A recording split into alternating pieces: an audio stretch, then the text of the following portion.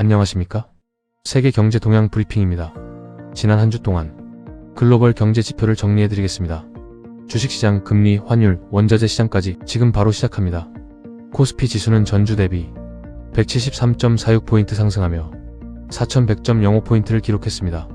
코스닥 지수는 전주 대비 12.07포인트 상승하며 924.74포인트에서 거래를 마쳤습니다. 원달러 환율은 전주 대비 6.04원 상승한 1473.66원에서 거래되고 있습니다. 3년 만기 국고채 금리는 전주 대비 0.013%포인트 상승하며 3.012%에서 거래를 마쳤습니다. 다우존스 산업평균지수는 47,954.99포인트로 마감되어 전주 대비 0.5% 238.57포인트 상승하였습니다.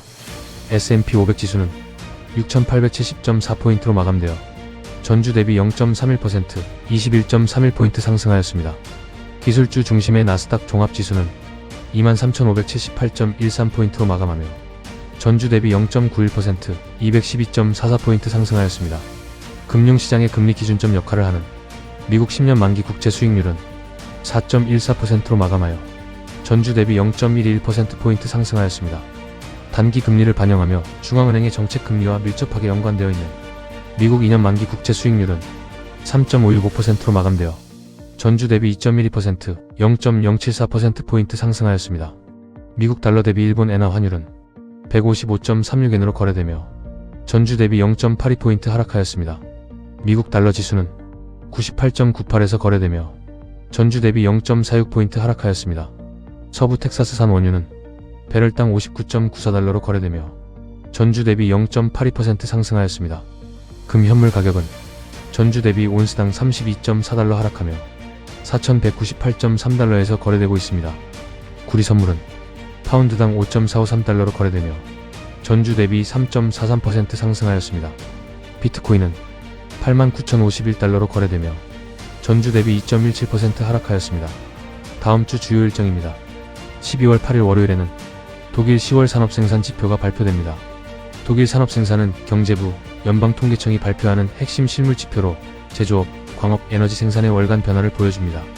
유로존 최대 경제인 독일의 생산 흐름은 유럽 경기 모멘텀을 가늠하는 대표 선행 지표로 서프라이즈가 나올 경우 유로화와 독일 국채 금리에 직접적인 영향을 줄 수 있습니다. 중국 비금융 부문에 대한 총신용 통계가 공개됩니다. 이 지표는 BIS 통계를 기반으로 하여 중국의 전체 신용 규모를 보여줍니다. 레버리지 수준과 부채 증가 속도를 통해 중장기 금융 안정 리스크를 점검하는 지표로 신용 팽창이 빠르면 향후 디레버리징 우려로 위안화와 중국 채권시장 변동성이 커질 수 있습니다. 한국의 외환 보유액 통계가 발표됩니다. 한국은행이 발표하는 외환 보유액은 원화 신뢰도와 대외 지급 능력을 보여주는 대표 지표입니다.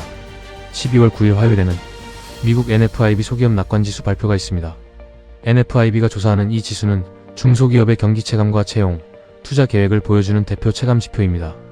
이 지표는 고용과 임금, 설비 투자에 대한 기업가들의 현장 심리를 반영하기 때문에 서프라이즈가 있을 경우 미국 국채금리와 달러, 나스닥 등 위험자산 선호에 민감하게 작용할 수 있습니다. 한국의 11월 실업률 지표가 발표됩니다. 이 지표는 국내 고용시장의 온도를 보여주며 실업률 하락은 소비 여력 개선과 내수 회복 기대를 높이고 반대로 상승은 경기 둔화 우려를 키워 원화 약세, 주가 조정 압력으로 이어질 수 있습니다. 일본의 11월 기계공작 주문이 발표됩니다. 이 지표는 설비 투자와 수출 수요를 동시에 반영하는 일본 제조업의 핵심 선행 지표입니다. 글로벌 IT, 자동차 수요 흐름과 맞물려 결과가 크게 엇갈릴 경우 엔화와 일본 주식시장에 의미 있는 변동성을 줄 수 있습니다. 12월 10일 수요일에는 미국 연준의 FOMC 금리 결정이 있습니다. 연준 일정에 따르면 12월 11일현지 시간 FOMC 정례회의가 열려 기준금리와 점도표, 성명서가 발표될 예정입니다. 시장은 이미 2025년 동안의 인플레이션 둔화와 성장 둔화를 반영해 연말 또는 2026년 초 추가 인하 가능성을 가격에 반영해온 만큼 이번 회의에서의 금리 수준뿐 아니라 점도표와 파월 의장의 기자회견 톤이 달러, 미 국채금리, 글로벌 주식시장 방향을 좌우할 것으로 보입니다. 같은 날 미국 3분기 고용 비용 지수 ECI가 공개됩니다. 이 지표는 연준이 임금, 복지 비용 상승률을 파악하기 위해 중시하는 지표입니다. 임금 상승률이 예상보다 높게 나오면 서비스 물가와 임금과 물가 스파이럴 우려가 재부각되면서 금리 인하 기대를 약화시키고 반대로 안정된 흐름이면 완화적 통화 정책에 힘을 실어줄 수 있습니다. 중국의 11월 소비자물가지수 CPI가 발표될 예정입니다. 최근 중국은 디플레이션 압력이 길게 이어진 만큼 물가가 플러스로 확실히 돌아서는지 여부가 위안화, 원자재 가격, 신흥국 전반 투자 심리에 중요한 변수로 작용할 것입니다. 참고로 시장이 크게 주목하는 11월 미국 CPI 공식 발표는 미국 노동통계국 BLS의 공지에 따라 12월 18일로 연기된 상태라 이번 FOMC는 새 CPI 없이 열리게 됩니다. 12월 11일 목요일에는 미국 11월 생산자물가 지수 PPI가 발표됩니다. 이 지표는 연준과 시장이 물가 압력을 점검하는 또 다른 핵심 지표입니다. PPI는 기업 단의 도매 물가를 보여주며 향후 소비자물가 CPI로 전이될 가능성을 측정하는 용도로 활용됩니다. 예상보다 높은 PPI는 채권 금리 상승과 달러 강세를, 낮은 수치는 조기 금리 인하 기대를 키우며 위험 자산 선호를 자극할 수 있습니다. 스위스 국립은행 SNB의 기준금리 결정이 있습니다. 유로 스위스 프랑 환율과 유럽 내 자금 흐름에 미치는 영향이 크기 때문에 SNB가 추가 완화 기조를 유지할지 혹은 물가 안정을 위해 스탠스를 바꿀지가 유럽 금융시장의 중요 변수로 작용할 전망입니다. 일본의 10월 산업생산이 발표됩니다. 스코셔뱅크 캘린더에 따르면 일본 10월 산업생산 확정치는 12월 11일에 발표 예정으로 자동차, 전자 등 일본 제조업 전반의 실제 생산 흐름을 확인하는 지표입니다. 12월 12일 금요일에는 독일의 11월 소비자물가 지수 CPI 최종치가 발표됩니다. 독일 연방통계청이 발표하는 CPI 최종치는 이미 공개된 예비치 수치를 확정하는 단계지만 유로존 최대 경제국의 물가 흐름을 다시 한번 확인한다는 의미가 있습니다. 인플레이션이 목표치보다 높게 유지될 경우 ECB의 완화 속도가 늦춰질 수 있고 반대로 둔화가 뚜렷하면 유로화 약세와 국채금리 하락 압력이 커질 수 있습니다. 영국의 10월 산업생산과 무역수지 지표가 함께 발표됩니다.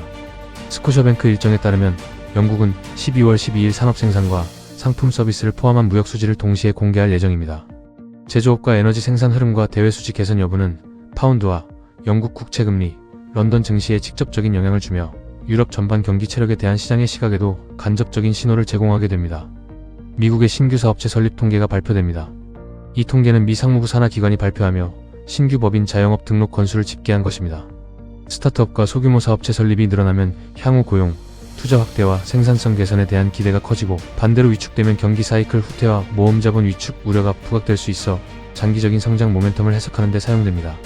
글로벌 시장은 여전히 여러 변수가 복합적으로 작용하며 방향성을 찾는 중입니다. 다음 주에도 주요 경제 이벤트와 시장 흐름을 주시하시길 바랍니다. 고맙습니다.